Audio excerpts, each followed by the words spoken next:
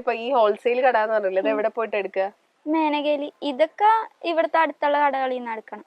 വലിയ ഉടുപ്പിനൊക്കെ മാത്രമേ അവിടെ നിന്ന് എടുക്കുള്ളൂ. മേനകയിൽ വന്നിട്ടാണ് എടുക്കുക. മേനകയിൽ എന്ന് പറഞ്ഞാൽ നമ്മുടെ ബ്രോഡ്വേ ഭാഗത്ത് പോയിട്ട് കടകളില്. കടയ്ക്ക് പേരുണ്ടോ? പേരൊന്നും അറിയില്ല. പേരൊന്നറിയില്ലേ? ഏതോ ഒരു കടാന്ന്. ഈ സക്സസ്ഫുൾ ആയ വീഡിയോസ് മാത്രമുള്ളൂ, അതായത് ഡ്രസ്സ് തയ്ച്ച് സക്സസ്ഫുൾ ആയിട്ട് ഭംഗിയാവുന്ന വീഡിയോസ് ആണല്ലോ നീ പോസ്റ്റ് ചെയ്യുന്നത്. പൊട്ടിപ്പോയ പാളിപ്പോയ വീഡിയോസ് ഉണ്ടോ? തയ്ച്ചിട്ട് നമ്മളൊരെണ്ണം കണ്ടു, തയ്ച്ചു, പക്ഷെ അത് പാളിപ്പോയി, അങ്ങനത്തെ സാധനങ്ങളുണ്ടോ?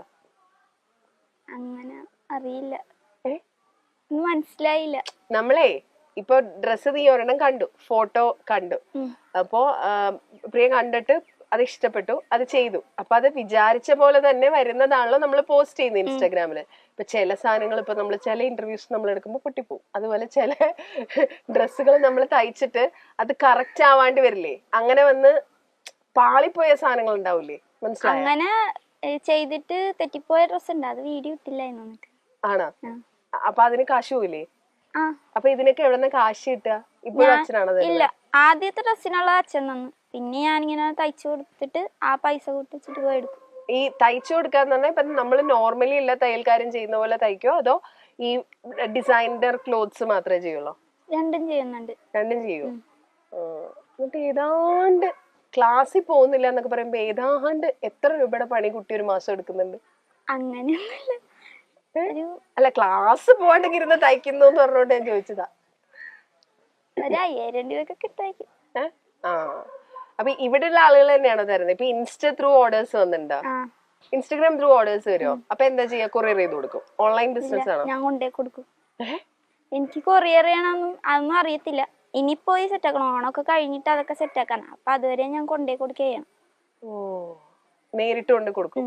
അപ്പൊ എങ്ങനെ പോകും? ബസ്സിന്.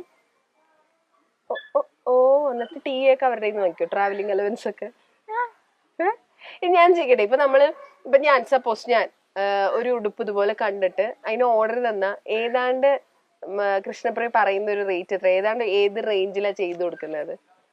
എന്ത് ഡ്രസ്? ഒരു സാധാരണ ഇതുപോലത്തെ ഒരു ഫ്രോക്ക് ആണെങ്കിൽ സ്റ്റിച്ചിങ് റേറ്റ് ഇതിനൊരു 300 രൂപയൊക്കെ. അത് ഇവിടെ ആയതുകൊണ്ടാട്ടോ. കുട്ടി എറണാകുളത്ത് വന്ന് തയ്ക്കേണ്ടിയിരിക്കുന്നു. അത് ആവശ്യം വരുമോ? ഇല്ലെങ്കിൽ ഞാൻ ഇങ്ങോട്ട് തന്നുവിടാം സാധനങ്ങൾ. അവിടെ 300 രൂപയ്ക്കൊന്നും ഒരാളും ഒരു സാധനം തയ്ച്ചു തരില്ല. ഇത് മുമ്പ് 250 രൂപ ചെയ്തോണ്ടിരുന്ന, ഇപ്പൊ ഇത്തിരി കൂട്ടി. നൈസ്.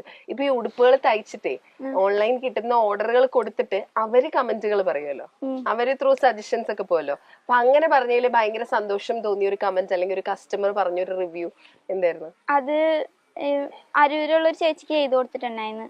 അന്ന് ഞാനും ഒരു കുഞ്ഞു കൊച്ചിന്റെ ബർത്ത്ഡേ ഒക്കെ വേണ്ടിട്ട് ചെയ്താ. അപ്പൊ ഞാനും അവിടെ പോയിട്ടുണ്ടായിരുന്നു. ഞാനാ ചെയ്തതെന്ന് അറിയത്തില്ല.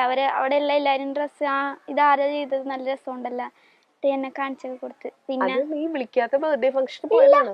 പിന്നെ കസിന്റെ ചേച്ചിയാ. ഓ, കസിന്റെ ചേച്ചിയാണ്. അപ്പൊ നീ ആയിരുന്നു അറിയില്ലായിരുന്നു? ഇല്ല. അങ്ങനെ അവിടെ എല്ലാവരും പറയൊക്കെ ചെയ്ത്.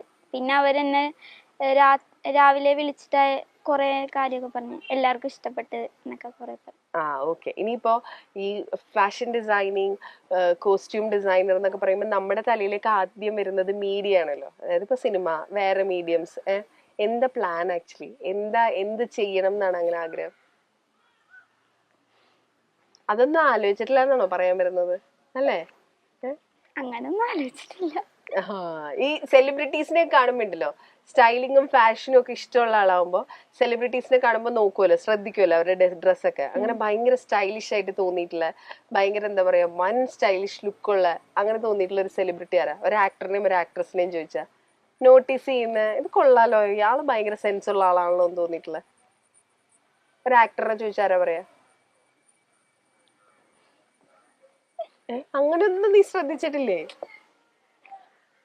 ആക്ട്രസ് പെൺകുട്ടികളെ ശ്രദ്ധിച്ചിട്ടുണ്ടോ? ഇല്ല, ശ്രദ്ധിച്ചിട്ടേ ഇല്ല. Okay, nice. ഒരു സിനിമയ്ക്ക് കോസ്റ്റ്യൂം ചെയ്യാൻ, ഡിസൈനിങ് ചെയ്യാൻ ചാൻസ് കിട്ടുവാണ് എന്ന് വിചാരിക്കേ. അതായത് സപ്പോസ് ഇതുവരെ ഇറങ്ങിയിട്ടുള്ള സിനിമകളിൽ കേട്ടോ, ഒരു സിനിമയ്ക്ക് കോസ്റ്റ്യൂം ചെയ്യാൻ ചാൻസ് കിട്ടുകയാണെങ്കിൽ ഏത് സിനിമയെ സെലക്ട് ചെയ്യാ? ചുമ്മാ കണ്ടിട്ട് അങ്ങനെ ഇഷ്ടം തോന്നിയിട്ടുള്ള ഒരെണ്ണം. ഞാൻ അങ്ങനെ ഒന്നും ആലോചിച്ചിട്ടില്ല എന്ന്. എപ്പോഴും ഫോളോ ചെയ്യുന്ന ഒരു ഫാഷൻ ഡിസൈനർ ഉണ്ടോ? കാരണം നമ്മുടെ ഫീൽഡ് നമ്മൾ ഭാവിയിലേക്കും കാണുന്നത് അതാണല്ലോ. അപ്പൊ അങ്ങനെ ഫോളോ ചെയ്യുന്ന ഒരു ഫാഷൻ ഡിസൈനർ ഉണ്ടോ? ആരത്? പുള്ളിയുടെ പേരറിയില്ല. ഇവിടെയുള്ള ആളല്ല, പുറത്തുള്ള ഒരു ചേച്ചി. ഇന്റർനാഷണൽ ആണ്. അത് താങ്കളുടെ ഡ്രസ്സസും അങ്ങനെയാണല്ലോ.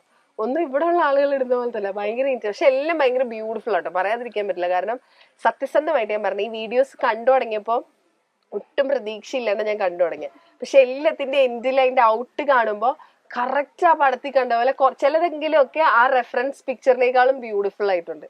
അത്ര പെർഫെക്ഷനിലാണ് തയ്ച്ചേക്കുന്നത്. അപ്പൊ നീ ആക്ച്വലി ചെയ്യേണ്ട ഒരു കാര്യം, ഇതിനെപ്പറ്റി കൂടുതൽ റിസർച്ച് ചെയ്യണം കേട്ടോ.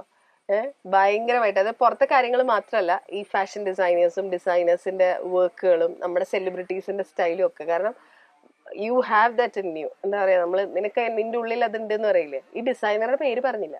ബ്രൂണോസ് ക്ലോത്ത്സ് എന്നാ പേര്. Instagram account. ഓക്കെ. അത് എവിടെ നിന്ന് കണ്ടുപിടിച്ചെടുത്ത് തപ്പിപ്പിടിച്ചെടുത്ത്? റീൽസ് കണ്ടുകൊണ്ടിരുന്നപ്പോ ഒരു വീഡിയോ വന്നായിരുന്നു, പിന്നെ നോക്കിയപ്പോ എല്ലാം എനിക്ക് ഇഷ്ടപ്പെട്ടു. നമ്മുടെ ഇവിടെയുള്ള കോസ്റ്റ്യൂം ഡിസൈനേഴ്സ്, ഫാഷൻ ഡിസൈനേഴ്സ് ഒന്നും ഫോളോ ചെയ്യാറില്ല? അങ്ങനെ ഒരു ചേച്ചീനെ ചെയ്തിട്ടുണ്ട്, ഫോളോ ചെയ്തിട്ടുണ്ടാന്നറിയില്ല. പുള്ളിയുടെ വീഡിയോസും കാണാറുണ്ട്.